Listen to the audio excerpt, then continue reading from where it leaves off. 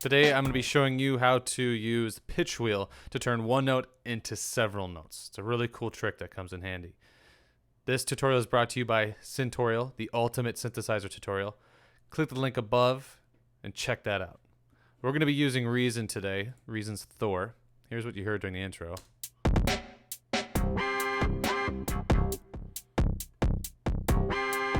Without the drums. Slow motion, what it's really doing is this.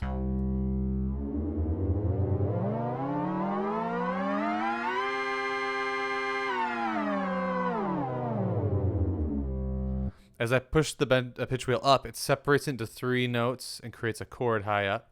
And then as I bring the pitch wheel back down, it brings those notes back together and goes back to a single note. Another cool trick is if you kind of erratically push the pitch wheel back and forth really fast, you can get like a record scratching effect.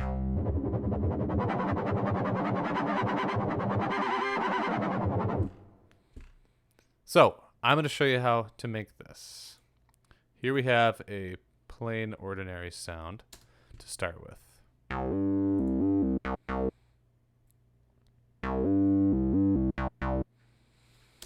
Now this is pretty simple. It's 3 oscillators. That's the most important part. You don't have to use this synth, obviously. As long as your synth has 3 oscillators and a modulation matrix, you can do this. I used 3 square waves because I like the way a square sits in the low end. And I tuned the second one 1 cent down and the third 1 cent up. So you get a slight flanging effect. Other than that, I use the filter envelope with a really short decay to create just a little bit of an attack sound on the beginning of the sound. Here's what it sounds like.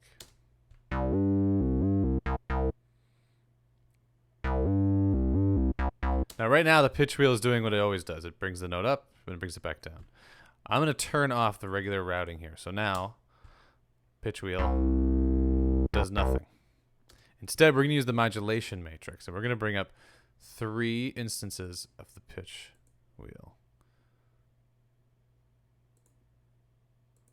And the third. And we're going to route each one to a different oscillator's pitch. So the first one goes to oscillator 1 pitch, second to oscillator 2 pitch, third to oscillator 3's pitch. I'm going to turn off 2 and 3, so all you're hearing is 1. We're going to set this up.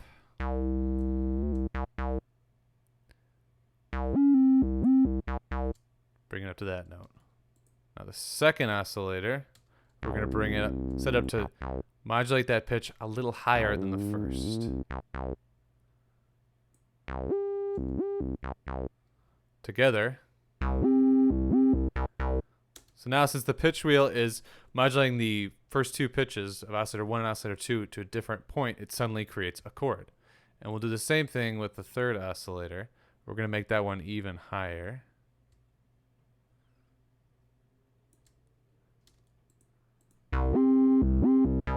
Third oscillator by itself sounds like this. All together. And you can experiment with the amounts. You could create different kinds of chords with this. You can make them lower, higher, different combinations of notes. Now, the only problem with this sound right now is the low note is fairly low, and this chord is like 1 or 2 octaves higher. So inevitably, the lower note's going to be kind of bright, and the upper notes are going to be kind of dark. Usually, we use key tracking for that, but we're only playing 1 note, so the key tracking is not going to change the cutoff setting for those higher notes. We're using pitch wheel to move it up, not actually playing higher keys. So instead, we bring up a 4th instance of the pitch wheel and send that to the filter's cutoff. So this way, when we push the pitch wheel up to create the chord, we'll simultaneously raise the cutoff to brighten things up. So now, here's what you get. There it is. The resonance is pretty important here. If I turn that all the way down, it still works, but now if I turn it up, you really get to hear the filter. It kind of helps the sound whip back and forth up and higher. It gives it a little bit more edge. So that's your basic sound. That's how you create the chord. Now I also threw on a stereo delay to widen the sound, and then also A little bit of reverb. Bring the drums in.